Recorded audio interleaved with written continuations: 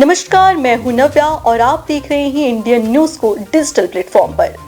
CCPA की बैठक में एक बड़ा फैसला लिया गया है, जातीय जनगणना, जिस पर लंबे समय से विपक्ष की भी नजर थी कि आखिर ये कब पास किया जाएगा।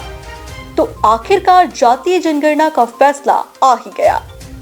सबसे पहले तो ये जानते हैं कि जातीय जनगणना क्या है। बता दें कि जातीय जनगणना में भारत की आबादी की गिनती जाति की कैटेगरी से बांटकर की जाती है।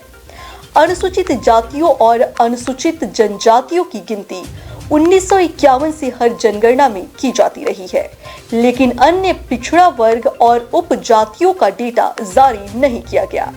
इससे पॉलिसी बनाने में एक लंबा गैप आया। जातीय जनगणना की जरूरत क्यों पड़ी, ये भी जानना आपके लिए बेहद जरूरी है। जातियों के अंदर सामाजिक और आर्थिक आधार पर कितनी असमानता है, ये पहचानने और संसाधनों के समान वितरण को सुनिश्चित करने में मदद करता है। पॉलिसी बनाने में सरकार को मदद मिलती है और मौजूदा रिजर्वेशन पॉलिसी में बदलाव के लिए डेटा मिलता है।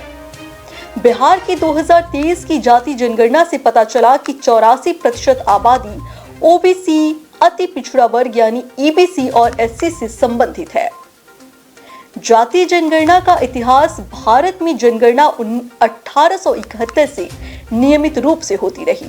पहली पूर्ण जनगणना 1881 में हुई थी और आखिरी बार 1931 में ब्रिटिश शासन में जाति डेटा जुटाया गया था। इस पर संविधान क्या कहता है, ये भी जानना आपके लिए बेहद जरूरी है।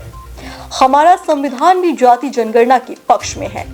अनुच्छेद 340 सामाजिक और शैक्षिक रूप से पिछड़े तबकों की स्थिति की जांच के लिए एक आयोग नियुक्त करने और उसकी सिफारिशों पर अमल की बात कहता है। 1961 से 2001 तक की जनगणना में सरकारी जाति जनगणना से बचती रही। 2011 की जनगणना में पहली बार जाति आधारित डेटा, जो कि सामाजिक आर्थिक जाति, जुटाया गया था, लेकिन इसे पब्लिक नहीं किया गया। 1931 की जनगणना रिपोर्ट में कुल 4137 जातियां थी। 1941 की जनगणना में जाति जनगणना की गई, लेकिन इसे पब्लिश नहीं किया गया। आजादी के बाद 1951 में पहली बार जनगणना हुई थी।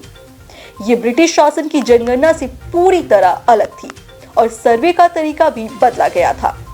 1980 के मंडल आयोग की रिपोर्ट 1931 की जनगणना पर आधारित था, जहां 2011 की जनगणना में 46 लाख जातियां मिली थी। वहीं 2021 में होने वाली जनगणना कोरोना के कारण टाल दी गई थी और तब से लेकर अब तक कोई जनगणना नहीं हुई है। तो जातीय जनगणना के इस नए फैसले पर आपकी क्या राय है, हमें कमेंट में जरूर बताएं।